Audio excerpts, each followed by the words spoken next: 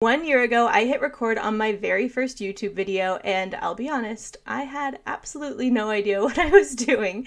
But fast forward 12 months and 26 videos, this is number 27, I've learned a few things, and I want to take today to share some of the things I've figured out. So if you've been thinking about starting your own YouTube channel or are struggling with the one you already have, I'm breaking down everything I've learned this year so you don't have to make the same mistakes.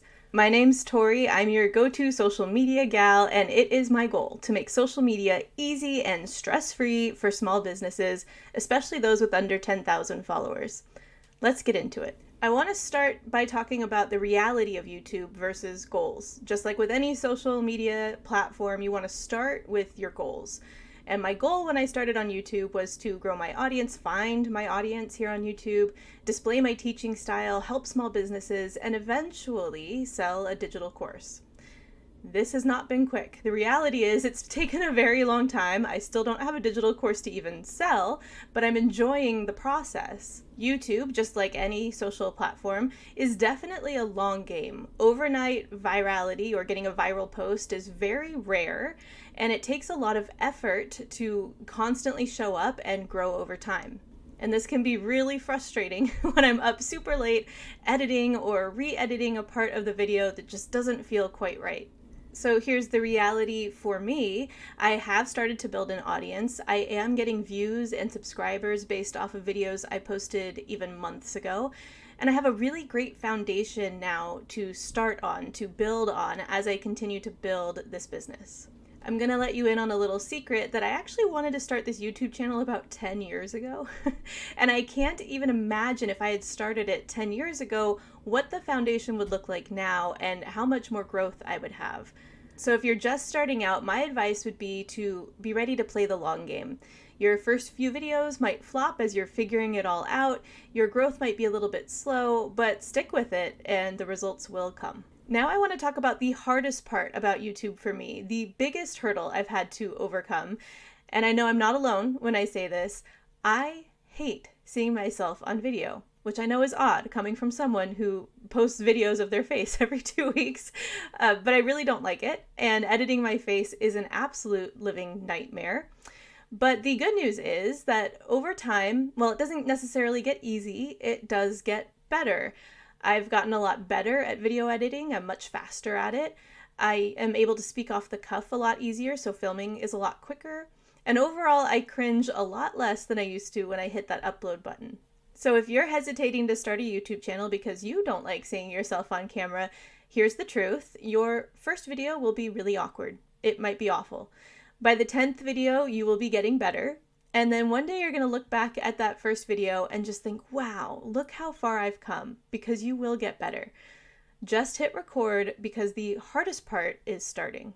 The second hurdle I had to overcome, and one of the pushbacks I hear from people who aren't sure if they want to start a YouTube channel, is you're not sure what tech to start with. And this was something that I tried to prepare myself for. I had a good, decent webcam, I bought myself a nice microphone, I got some ring lights, and I really did my best to set myself up for success with that very first video.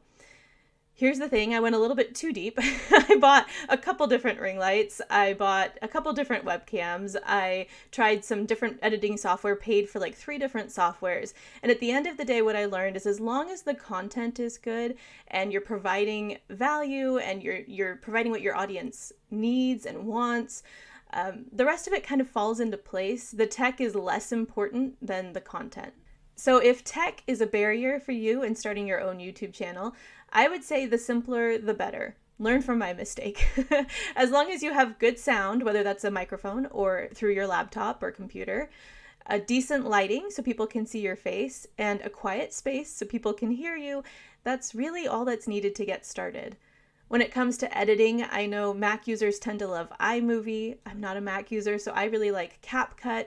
But I know someone else who edits their videos on Canva even. I would find a less expensive, user-friendly option that works for you. You could try out some free trials to see what makes the most sense for you, and just get going from there. The point is, don't let tech stop you from getting started because you're going to learn as you go. Now I want to share a bit about what I've learned about YouTube content. So back in the beginning when I started, I was very SEO focused. It was SEO first, research first, keywords first. I mean, I do come from a social media background, so I knew all the best practices and I really wanted to implement that once I was ready to hit record. But then I posted a Pinterest video that broke all my rules, all the rules that I'd learned about when it came to YouTube. There was no targeting, no keywords, there was no fancy editing.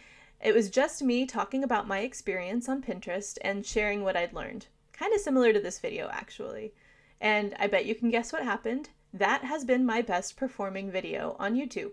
It was a bit of a wake-up call that SEO does matter, search engine optimization does matter, but so does making content you actually enjoy. Now, when I make videos, I still do optimize for search. I still have some best practices implemented, but I do put a lot more focus on myself and my audience, which I think is a really good lesson in social media in general, that we want to, pay attention to the algorithm and things that can help us get that little extra boost of reach.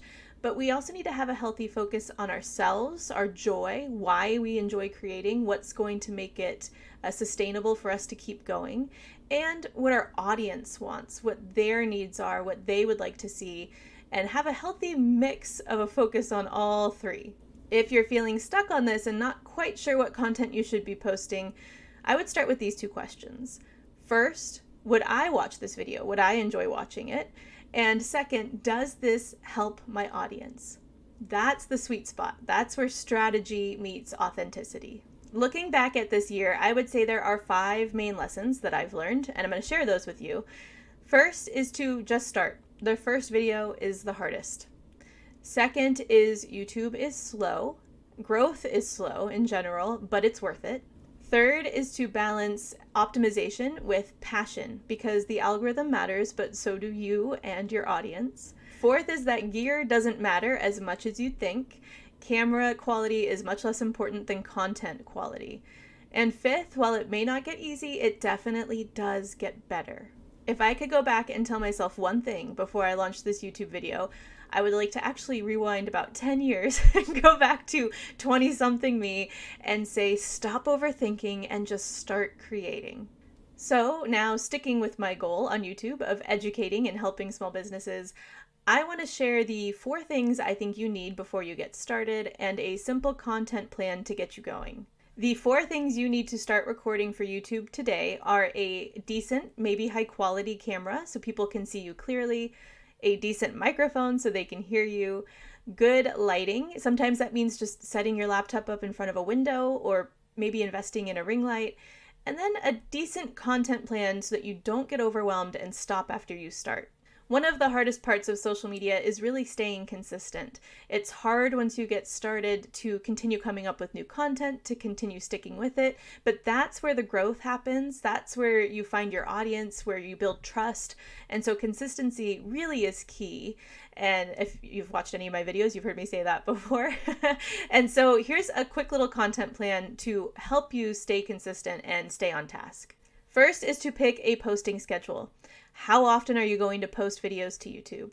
Some people do this weekly, some people monthly.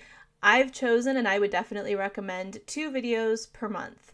This gives me a week on, a week off, and time in between, so I don't feel like I'm constantly coming up with video content, and it feels really sustainable to me. Next, you're going to plan out your video topics. So you probably want to look at a mix of what people are searching for when it comes to what you provide and the videos you actually enjoy making.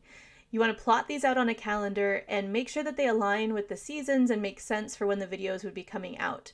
For example, if you are a home organizer, you might want to do spring cleaning episodes or back to school cleanouts or cleaning up after the holidays, things like that. So making sure that your videos follow the calendar year and make sense for the time that they would be posted in. Then you're going to create a workflow. This means deciding what day and time makes sense best for you to start filming. So maybe you film on Mondays in the afternoons when it's quiet and the lighting's good. When you're going to edit, working that around your life, right? So maybe Tuesdays are when you edit, and then maybe Wednesdays are when you publish. Figuring out the days of the week when you're going to do each of these tasks to keep yourself accountable and make sure they're getting done, while also making sure they're getting done at a time that makes sense for you and your business and your life. Don't forget to schedule in when you're going to outline your script, actually write the script if you're going to do so, film the episode, edit the episode, upload the episode, and then when you're going to share or how you're going to share the video beyond just YouTube if that's part of your plan. Then I recommend you batch create your content. Batch creating just means you're creating more than one piece of content at a time. So for example, I film 2 videos at a time when I can for YouTube, and part of that's just the biggest hurdle for me is getting the house quiet and getting time to actually sit down and film. I also like to try and have my hair and makeup done because it makes me feel more confident. As I mentioned, I don't like seeing myself on video, so the nicer I feel that I look, the easier it is. And I have to make sure this room is clean. It doesn't always look like this. I have a kid and a dog and a cat, and so this room can be kind of a mess. So the more I can film in one go and everything's set up and ready for me, the better for my schedule. And lastly, I'm going to recommend that you repurpose this content. You've put all this time into scripting and filming and editing. See if maybe you can cut out little pieces as reels or put the script, part of the script, into a newsletter or a blog post. Try to get as much out of this video that you're creating as possible to really make it worth your time and effort. Putting the content in more places and pointing back to your YouTube channel is really going to help you grow and find your audience quicker. Okay, we made it. 1 year later, I still feel like I'm a bit of a beginner on YouTube. I would definitely not say I'm an expert, but I'm hoping that what I've learned will help you or maybe encourage you to start that YouTube channel or revisit your old YouTube channel and really focus on creating the content that you want to create. And if you're ready to take the next step and start thinking about video content ideas and plotting them out on the calendar, I highly recommend my 2025 content planner. It is the content planner that I use, and it's designed to help you come up with content and stay stress-free. And if you enjoyed this video, please do subscribe so my next video, Simplifying Social Media, is really easy to find. Thank you so much for watching, and until next time, stay social.